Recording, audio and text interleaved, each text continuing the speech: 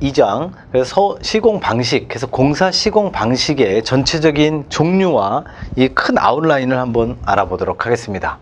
먼저 시공 방식에 여러 가지가 있죠. 직영공사가 있고 도급공사가 있고, 그리고 업무 범위에 따른 계약 방식은 이제 좀 이따 따라온 거고, 결국에는 직영공사, 발주자가 돈을 내는 사람이 직접 공사를 하느냐, 아니면 누구한테 이름을 하느냐, 이름을 해서 나는 돈만 댈 테니까 대신 좀 이 시공을 맡아 주십시오 라고 일임을 하느냐. 보통 일임을 하는 것이 가장 많죠. 도급공사가 제일 많습니다. 도급공사 중에 각각의 공사 실시 방식에 따른 분류가 있고, 공사비를 어떻게 지불하느냐에 따라서 분류가 또 따르게 요렇게 나눠지게 됩니다. 자, 공사 실시 방식입니다. 먼저 일식 도급입니다. 일식이라는 건 전체 통째로 다 그냥 도급을 해버리는 거.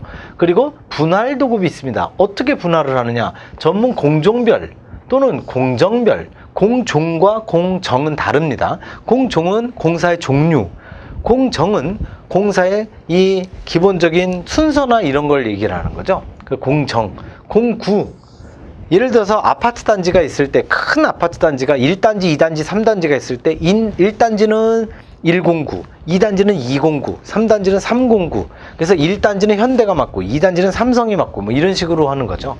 그래서 공구별, 그리고 직종별, 공종별, 이렇게 나눠지는 게 분할 도급, 그리고 공동 도급, 일식, 분할, 공동, 이렇게 나눠지는 건 공사 실시 방식. 공사비는요, 공사비에 대해서는 이렇게 또 나눠지게 됩니다. 정액 도급, 공사비가 딱 정해져 있어. 공사비는 뭐 700억이야. 한 푼도 뭐 올라가지도 못하고 내려가지도 못해. 그거는 정해진 공사 금액. 그리고 단가 도급, 단가만 정해놓은 거죠. 단가만 정해놓고 실제로 나중에 들어간 게 몇 개가 들어갔어요. 단가가 예를 들어서 철근 한 가닥이 뭐 하나에 10,000원이다. 그러면 그걸 갖다가 나중에 계산을 해보니까 철근이 전부 7,800개가 들어갔다. 그럼 7,800 곱하기 10,000원, 7,800만 원을 딱 주게 돼 있는 거죠. 그게 단가. 그리고 실비, 정산, 보수, 가산 방법 해갖고 정액 보수냐, 비용 보수냐, 실비 한정, 비율 보수냐, 준동률이냐. 보통 요거 준동률은 안 나오고 요 세 개는 다 나오게 됩니다. 실기에서도 그대로 나오게 되죠. 이게 바로 공사비 지불 방식.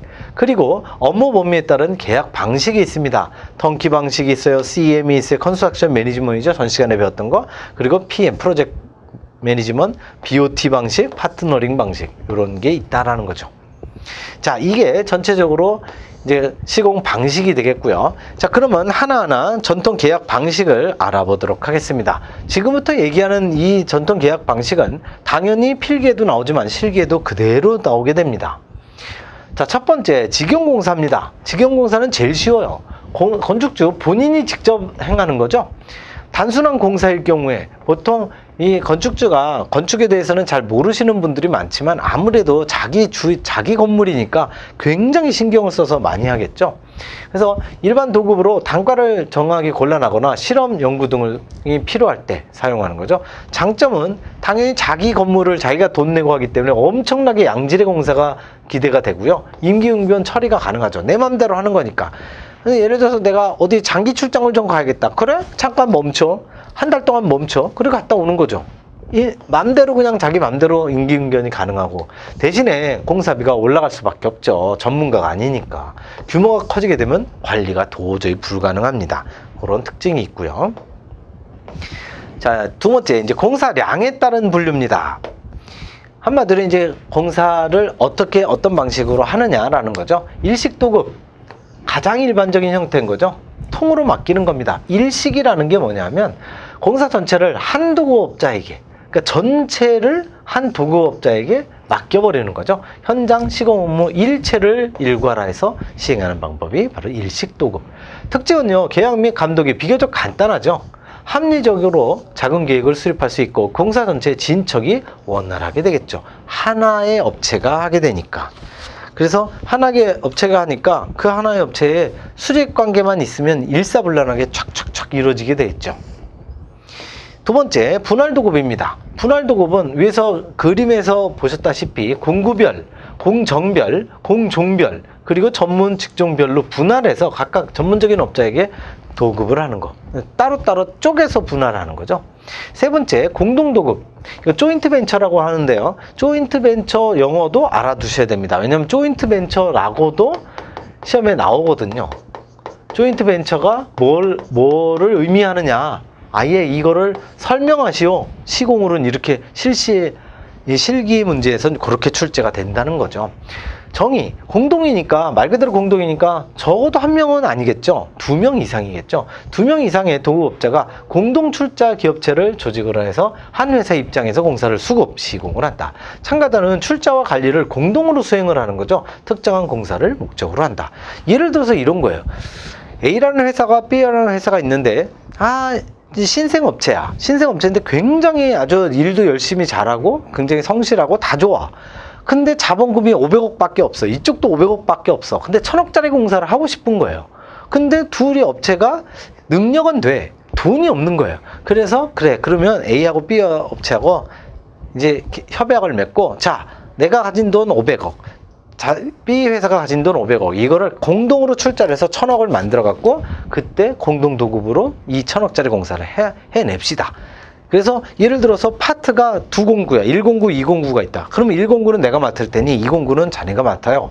똑같이 500억씩 들어갔으니까 그 지분율도 똑같이 반반이죠. 반반이고 공사도 똑같이 반반씩 아주 열심히 해서 훌륭하게 성공적으로 하는 거. 이게 바로 공동 도급 되겠습니다.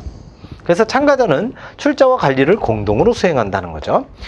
자, 목적. 대규모 공사를 이제 공사에 대하여 시공자의 기술, 자본 및 위험의 부담을 감소시킨다. 왜냐하면 한 업체가 하기에는 너무나 대규모야. 근데 이걸 공동으로 하게 되면 아무래도 n분의 1로 나눠지겠죠. 장점이 상당히 많습니다. 시공의 확실성, 시공 능력에 증진되죠. 왜냐하면 혹시라도 A 업체가 하다가 굉장히 난관에 거쳤어. 근데 B 업체하고 결국에는 우리가 같이 한 몸이니까, B 업체 혹시 경험 있습니까? 이거 해결해 본 경험 있으세요? 우리 있어.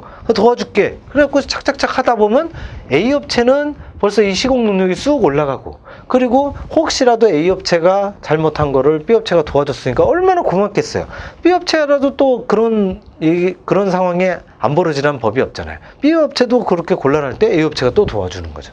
그런 식으로 서로 시공이 굉장히 확실하게 된다. 위험이 분산이 되죠. 한 업체가 좀 삐걱삐걱해도 우리가 어음이 몇 달 뒤에 수천억 원이 들어올 어음이 있는데 지금 당장이 급하네. 잠깐 500~600원만 융통해 줄 수 있어요? 그러면 요쪽에서 싹 그것만 한두 달 융통만 해주면 자금 흐름이 원활해지는 거죠. 위험을 분산할 수 있습니다. 공동이니까.